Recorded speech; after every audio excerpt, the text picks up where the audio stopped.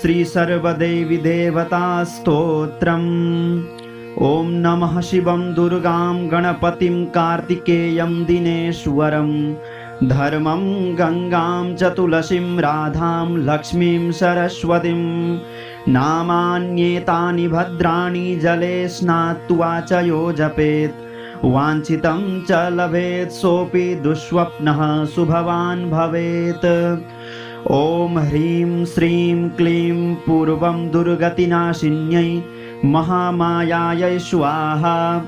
कल्पवृक्षो हि लोकानां मन्त्रः सप्तदशाक्षरः शुचिश्च दशधा जप्त्वा दुःस्वप्नः सुखवान् भवेत्।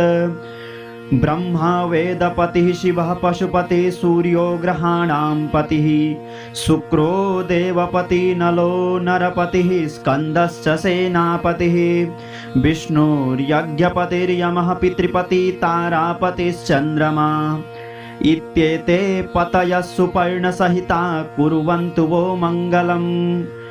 गौरी श्रीकुलदेवता च सुभगा कद्रु सुपर्णार्थिवाः सावित्री च सरस्वती च सुरभि सत्यव्रतारुन्धती स्वाहा जाम्बवती च रुक्मभगिनी दुःस्वप्नविध्वंसिनी वेला चाम्बुनिधे शमी नमकरा कुर्वन्तु वो मङ्गलम्। ॐ श्री हनुमद्रक्षा कवचम् वामे करे वैरिभिदं वहन्तं शैलं परिशृङ्खलहारटङ्गं दधानमच्छं तु सुवर्णवर्णं भजे ज्वलत्कुण्डलमाञ्जनेयं पद्मरागमणिकुण्डलद्विषा पाटलीकृतकपोलमस्तकं दिव्यहेमकदलीवनान्तरे भावयामि पवमाननन्दनम्। उद्यदादित्यशङ्काशमुदारभुजविक्रमं कन्दर्पकोटिलावण्यं सर्वविद्याविशारदं श्रीरामहृदयानन्दं भक्तकल्पमहीरुहम् अभयं वरदं दोर्भ्यां कलये मारुतात्मजं वामहस्तमहाकृच्छ्रदशास्य करमर्दनम् उद्यद्वीक्षणकोदण्डं हनुमन्तं विचिन्तयेत्। हनुमानञ्जनीसूनुर्वायुपुत्रो महाबलः रामेष्टफाल्गुनशखः पिङ्गाक्षोमितविक्रमः उदधिक्रमणश्चैव सीताशोकविनाशनः लक्ष्मणप्राणदाता च दशग्रीवस्य दर्पः एवं 12 नामानि कपीन्द्रस्य महात्मनः स्वापकाले प्रबोधे च यात्राकाले च यः पठेत् तस्य सर्वभयं नास्ति रणे च विजयी भवेत्। उल्लङ्घय सिन्धुसलीलं सलीलं यशोकवह्निं जनकात्मजायाः आदायते नैव ददाह लङ्कां नमामि तं प्राञ्जलिराञ्जनेयं स्फटिकाभं स्वर्णकान्तिं द्विभुजं चक्रताञ्जलिं कुण्डलद्वयशंशोभि मुखाम्भोजं हरिं भजे। ॐ नमः शिवं दुर्गां गणपतिं कार्तिकेयं दिनेश्वरं धर्मं गंगां च तुलसीं राधां लक्ष्मीं सरस्वतीं नामान्येतानि भद्राणि जले स्नात्वा च यो जपेत् वाञ्छितं च लभेत् सोऽपि दुःस्वप्नः शुभवान् भवेत्। ॐ ह्रीं श्रीं क्लीं पूर्वं दुर्गतिनाशिन्यै महामायायै स्वाहा।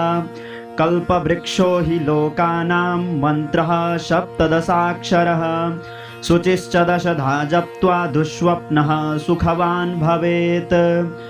ब्रह्मा वेदपतिः शिवः पशुपतिः सूर्यो ग्रहाणां पतिः शुक्रो देवपतिः नलो नरपतिः स्कन्दश्च सेनापतिः विष्णुर्यज्ञपतिर्यमः पितृपतिः तारापतिश्चन्द्रमा इत्येते पतयः सुपर्णसहिता कुर्वन्तु वो मङ्गलम्।